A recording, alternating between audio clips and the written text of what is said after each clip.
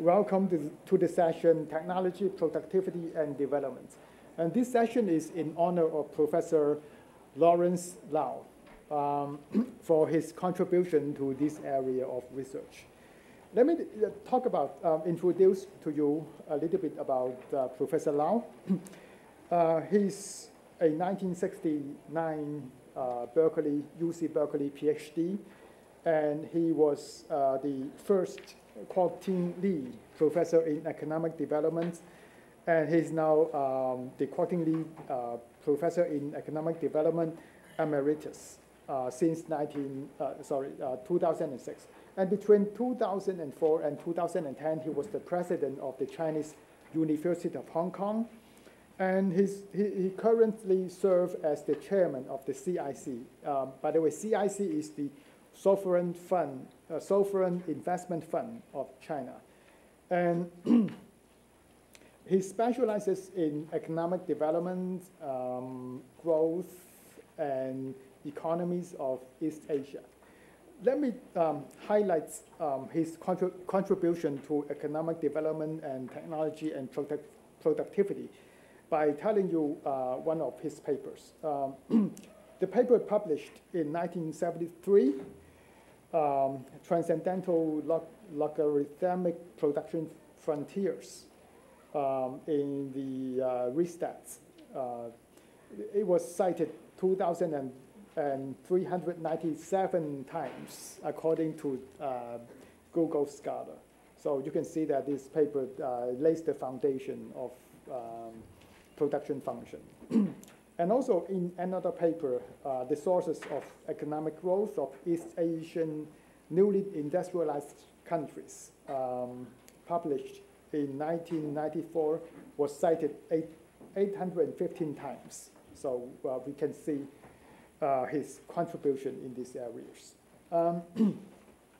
And also because of his contribution, he was elected a fellow of Econometric Society and academician of Academia Sinica, and overseas fellow of Church College of the Cambridge University, and also honorary member of the Chinese Academy of Social Science. In honor of his contribution, we have two speakers in this session. The first is Professor Robin Burgess. Robin is a 1998 Oxford PhD, and he is professor of economics, founder of director of the International Growth Center, and director of the Economic Organization and Public Policy Program, all at the London School of Economics. His area of research is economic development, public economics, political economy, and labor economics. He published a dozen papers in top journals, and some of them are really influential, like his paper entitled The Political Economy of Government Responsiveness and Theory and Evidence from India, published in 2002, was cited 952 times. So we can see also he's influential in this area. And before I go on, I will announce that at the end of the session, I would like to invite Professor Lau to speak a few words.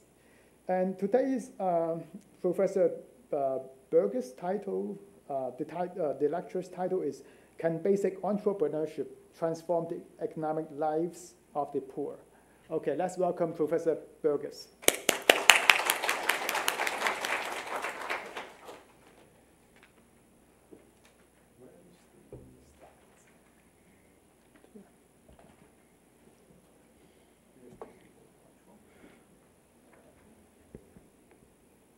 Okay.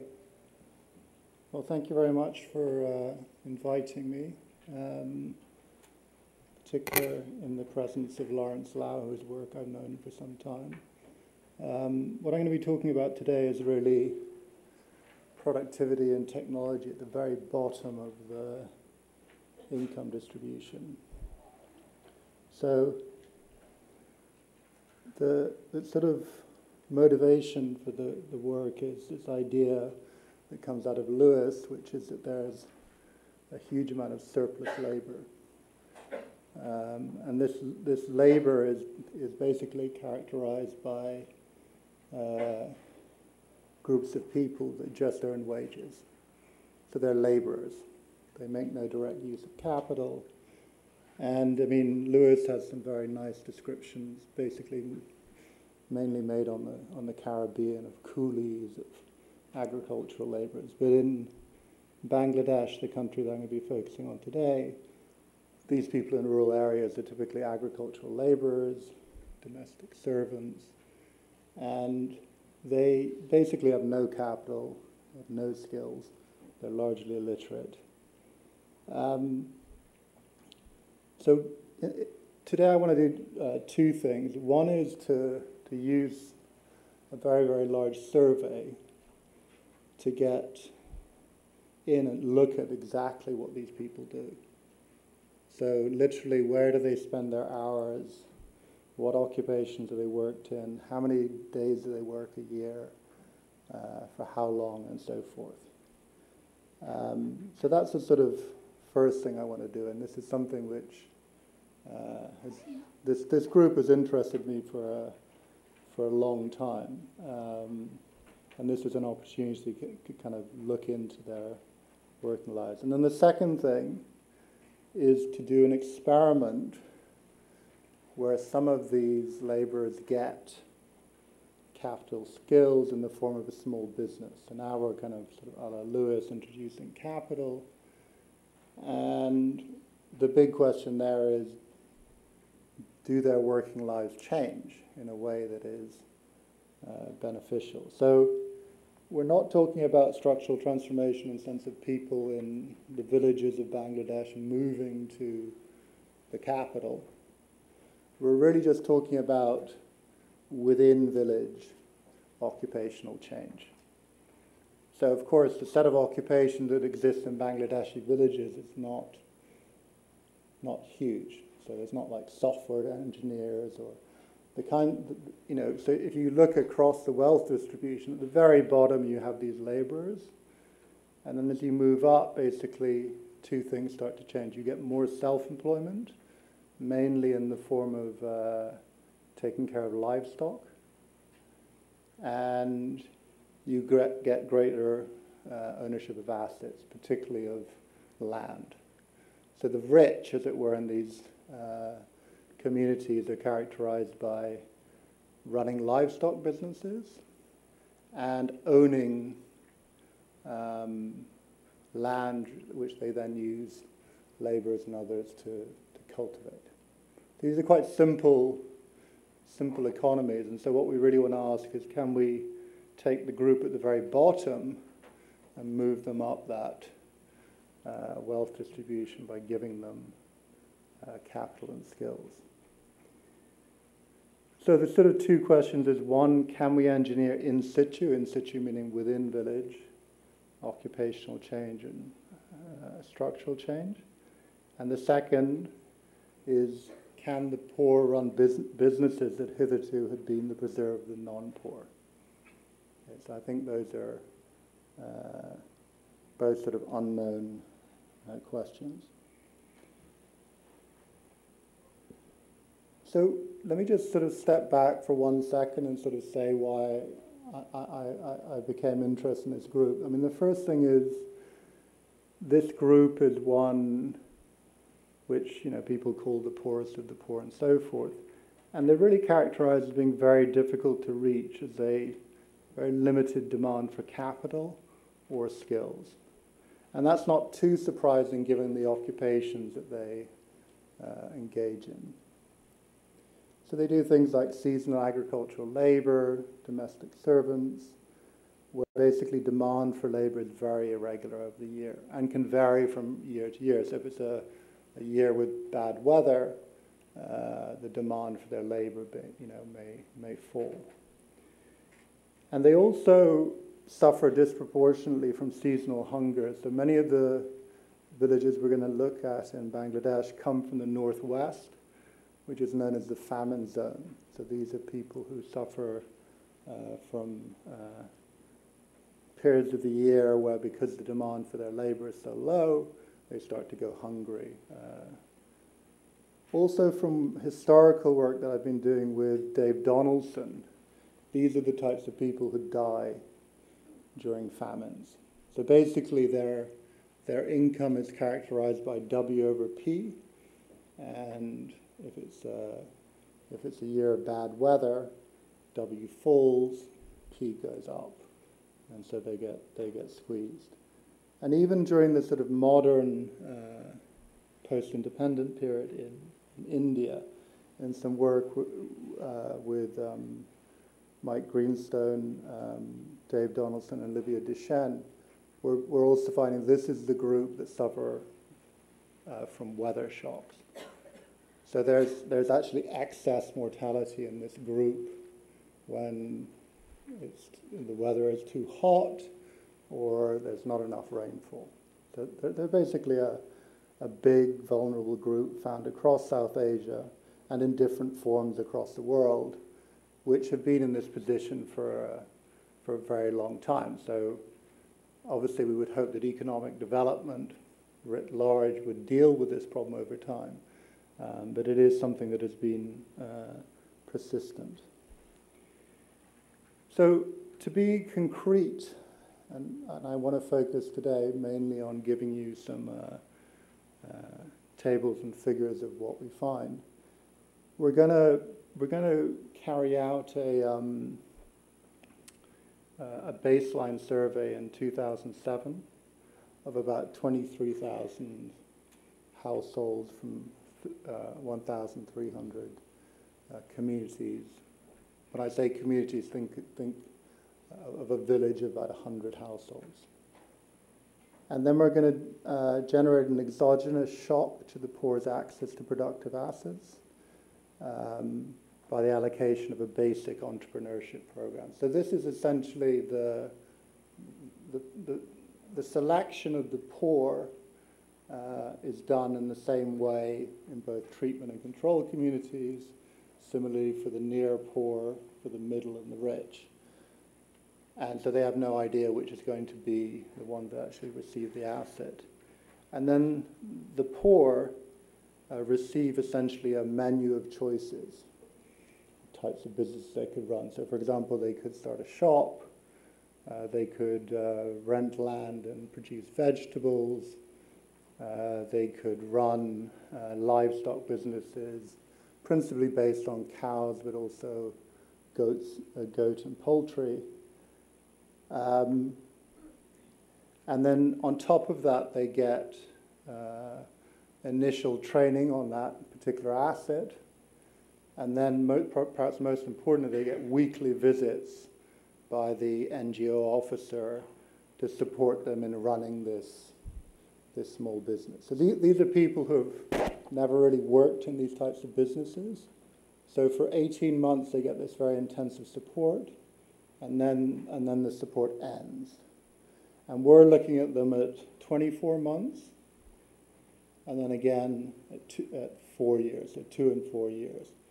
So in principle, they could dispose of the asset, they could do whatever they like, and we're going to sort of see what happens as we look forward in time. Because beyond 18 months, there's no support any longer from the NGO. This is all based on some work with a group which comes from this NGO, which is called BRAC, and then others at LSE and UCL. Okay, so what we're really doing today is studying the adoption of a new technology, and it turns out when they get given that menu of choices, almost all households choose to go for large livestock farming. And that really means mainly cow production, and to a lesser extent, goats. And part of the reason for that, I think, is that when these women look at what richer women are doing in these villages, that's precisely the business that is most common. So these very poor landless labor type women may be engaged in some sort of, some poultry and so forth, but they haven't been particularly engaged in large livestock farming, particularly because the cost of getting something like a cow is pretty high. So having done this 18 months of passing on this business, we're then going to trace out the effects on labor supply, occupational change, productivity, and welfare. Because one of the very interesting things is when we look at the baseline, it looks like the very poorest women work many fewer days than the richer women. And this, I think, reflects the fact that the type of work they do, such as agricultural labor, domestic servant, there isn't demand for that throughout the... So you might characterize them as doing very irregular employment. So one big question is, by introducing this bit of capital, which they can then attach to labor to, can they actually make their employment more regular and also increase total labor supply as a means of improving welfare?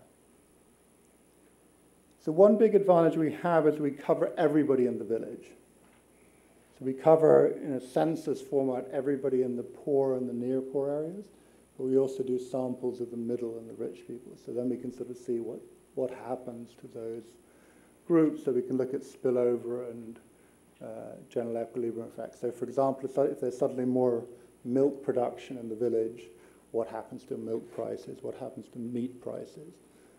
What happens to wages for those who are still doing agricultural labor and working as domestic servants? And I think, ex ante, it's not very clear what the poor will do when faced with the prospect of running a very large livestock business. So, for example, they may decide to liquidate and consume proceeds if they value current consumption highly. They may do the same thing if they want to have more leisure.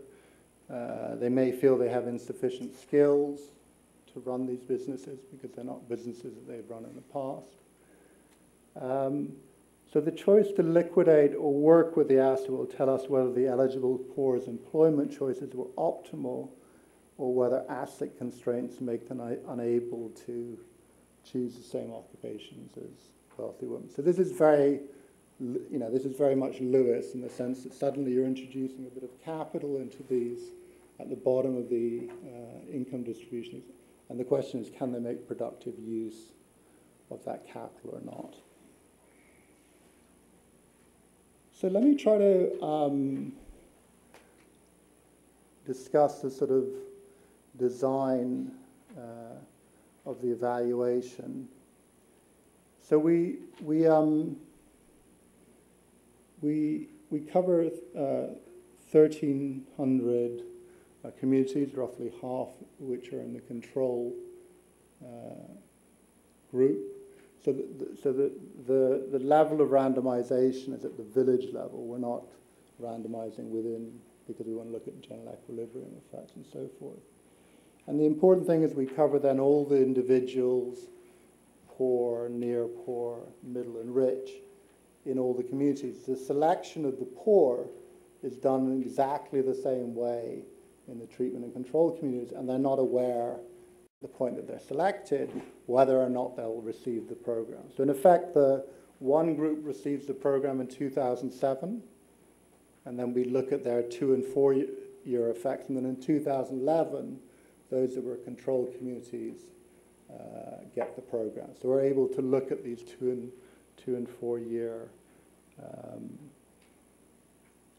We also measure, various networks of beneficiaries, economic networks, and so forth. But the important thing is we end up with this huge cross-section of 23,000 households in 2007, in 2009, and in 2011. And by comparing across women who are deemed to be eligible poor in treatment and control, we can see whether or not, for example, in hours worked and occupations, those in the treatment community are benefiting from this infusion of capital and skills. So let me just begin with a few numbers which I think are interesting. So the first thing, so unfortunately the top has been cut off, but the four categories are the poor, so those who are treated, the near poor, the middle, and the rich. And a couple of things are interesting here. One is that so this is at baseline before anything happens. So one thing that's interesting is that the very poor are characterized by having many female-headed households. So households without a male, a husband. They're also largely illiterate. So only 7% of the eligible poor are literate, and that increases for other wealth groups. And they have virtually no savings. They have total per capita expenditures which are orders of magnitude lower than the middle and the rich. And if you take the sort of $1.25 poverty a day, about 80% of them would be, so these are extremely poor people. They're illiterate, and essentially we're going to sort of take that group and see whether we can get them to run these businesses. Now, interesting, if you look at production assets, you can see that they have, compared to, for example, the middle and the rich, where, say, for the rich, about 70% of households own cows, only about 6% of the eligible poor own cows. Where they do have more livestock ownership is in poultry. So this is sort of free-range poultry where and virtually none of them own land. So these are essentially assetless, skillless people. So one thing that I found really interesting is if you look at the second row, there's actually an inverse correlation between the days worked and where you are in the wealth distribution. So you'd think, well, these people are extremely poor, they should be working every day to sort of make up. But actually that's not what's happening. So if you look, for example, at the rich, they're working 317 days a year, whereas the eligible poor are only working 250 days. In terms of hours, they do work more hours, but obviously those hours are concentrated when there is, for example, demand for agricultural labor. And what's also interesting is that that as you get richer, people want to do less wage employment, either as agricultural laborers or domestic servants. So there's a shift as you get richer from wage employment to self-employment. And in effect, the middle and the rich people are not engaging in wage employment. So they are, engaging in things like livestock businesses, land cultivation, these sorts of things. And this is partly because, of course, working for someone else as a domestic servant is seen as socially demeaning. So I think, one thing we're going to get at is whether there really is a binding asset constraint for these very poor people. We're actually going to look at, when you give them some capital and skills, are they able to change their sort of allocation of labor. So I think we've covered most of the design. So the way to think about this is that selection of the eligible poor is done the same way in treatment and control communities. And secondly, and very importantly, the size of this transfer is enormous. So the cow or the livestock combination, which most households choose, is worth about $140 US per annum. And on top of that, the value of having the NGO officer visit the household every week, the specialist training on taking care of livestock, that's about the same per year. So a ballpark figure, they're getting about $300 being transferred per annum, half in the value of the asset and half in the training.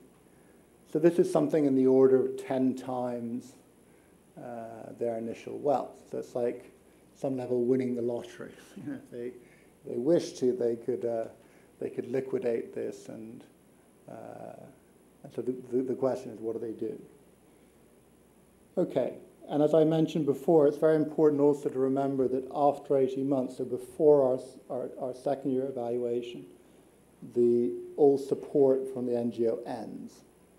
And so we're looking in a world where they could dispose of the asset, they could do what they like. So let's see what happens. I'll dispense with in the interest of time, with the estimation. So what you see here, so this is basically getting at, do they keep the cows or not? So if we look at the first column, so we're looking, and because this is a randomized experiment, you can just look straight at the program effects after 2 years and 4 years. So what you're seeing there, and you can see below in the blue, the mean value of the asset stocks at baseline. So the cow, by value, is by far the biggest asset that people choose to take up. And what you're seeing is that both after 2 and 4 years, the value of those cows at 2007 prices has increased, even relative to the value of the asset being transferred. Okay?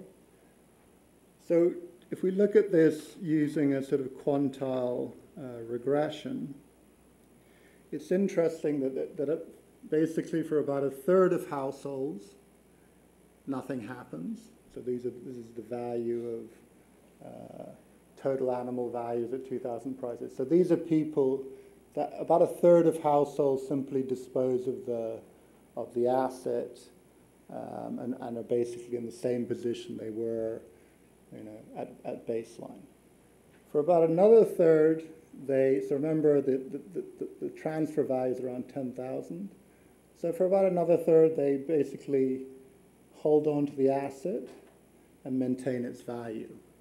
But interestingly, for a further third, they're doubling the value of the animals they own. So these are people, for example, who have got the cow to breed, bought another cow, and are actually growing. Because for the richer households, of course, they're not dealing with smaller they're not just dealing with 1 or 2 cows, they're dealing with 5, 6, 7, 8, 9, 10 cows. So there seems to be a group that is successfully sort of growing their business. For the very bottom group, the value of animals hasn't changed, they're back at square one, but obviously they get also the consumption value of and this, I think, is probably sort of the core result, which is the really big effect is that women work more hours. So if you look at column 1, both after 2 and 4 years, the women who get this. So basically what is happening, just to be very clear, is that they are massively increasing their hours devoted to self-employment, mainly in the form of these large livestock businesses. They're not giving up on agricultural labor. They're holding on to that when they can get it.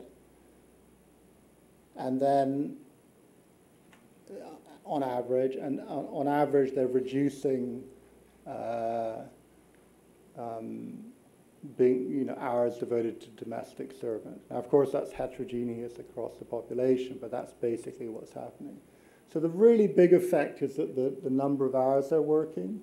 So if we think about productivity, it's not the case that what you earn per hour in the large livestock businesses is actually lower than what you would get in, say, agricultural labor, domestic servant.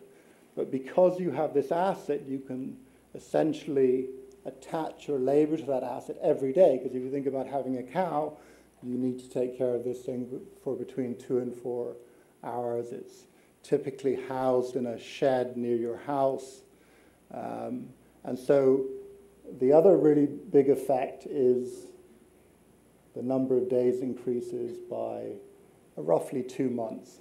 So they're working 2 months more per annum than they were at baseline.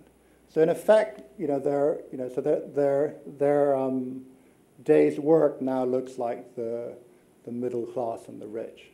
They're working most of the days of the year.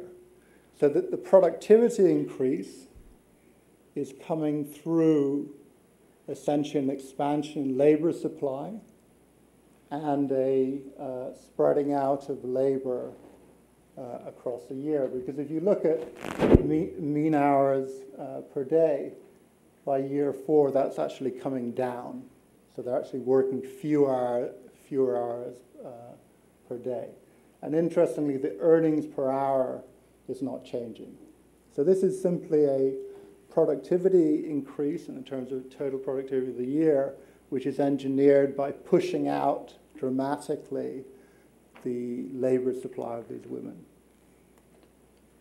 mainly in the form of labor contributions to large animals.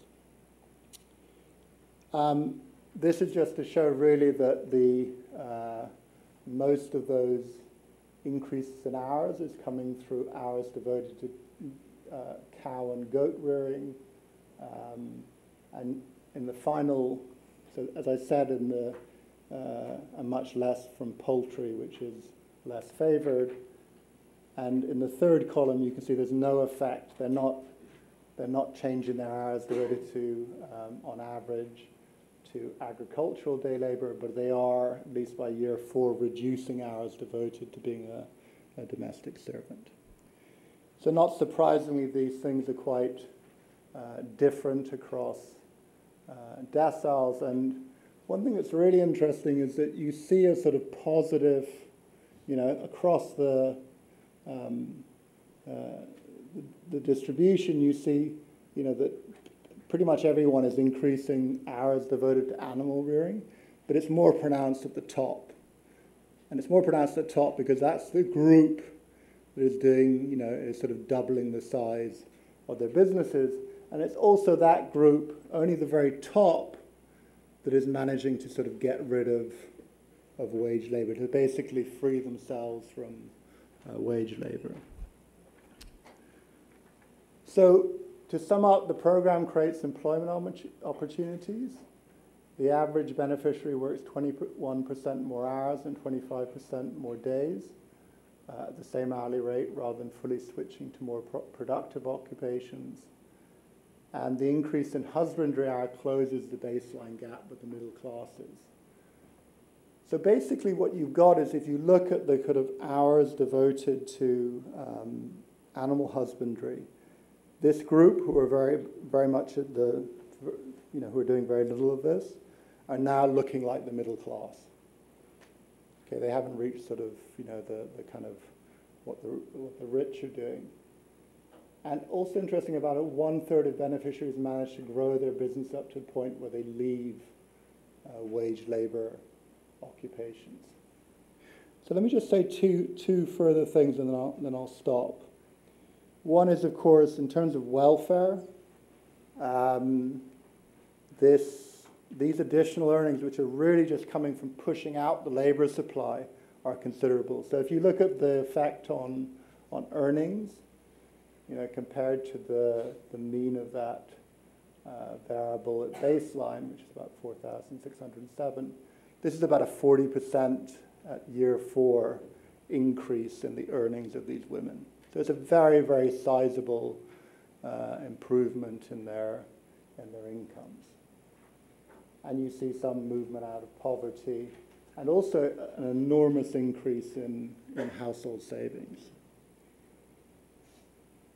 So you can see again a similar pattern with things going better at the top.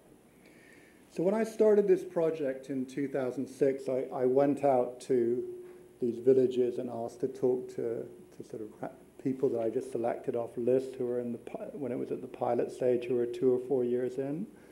And the main question I asked of the women, particularly 4 years in, was, are you doing anything else apart from the asset which you were transferred?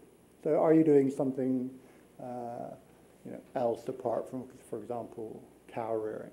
And I got all these stories about, yes, we're using the surplus to buy cycle rickshaws, to rent those out. Yes, we're buying paddy land, and so forth. So this, in a small way, shows that for what is probably the most important asset within villages, which is land, these very poor people are actually significantly increasing both the amount of land they use for cultivation, both rented and owned.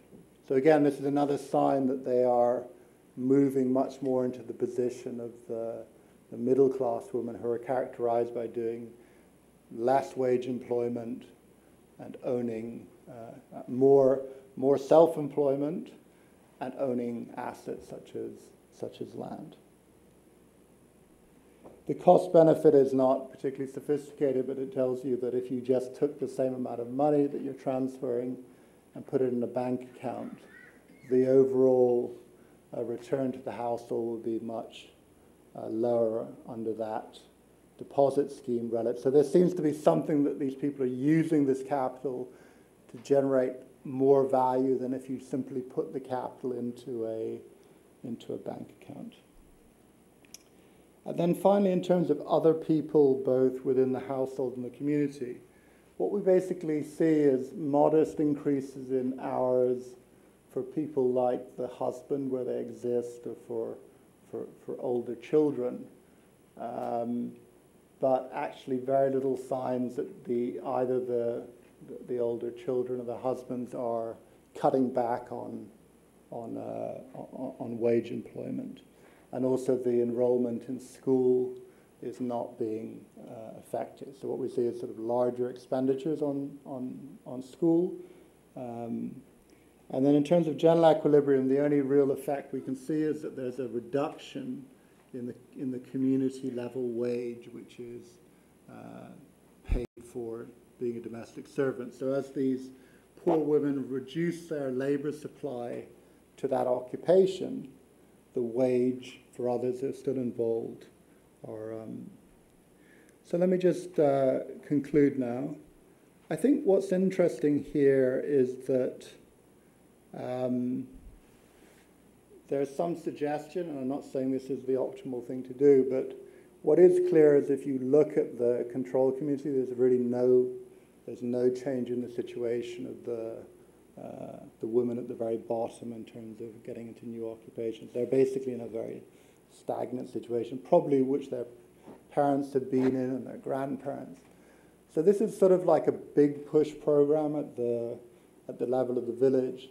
And very unlike things like microfinance training on its own, it actually succeeds in doing something rather important, which is to some degree to diversify the employment structure of these women. So in other words, these women are now, on top of what they were doing before, are running these large livestock businesses, which previously only the middle and the rich women in the household. As far as we can tell, these new enterprises do not crowd out existing activities in the community, so there's no trade-off between equity and efficiency. But I think the really exciting thing is, if you wish to do something about the situation of these, this is a group that is extreme poor, which is definitely all over South Asia, but in different guises all over the world.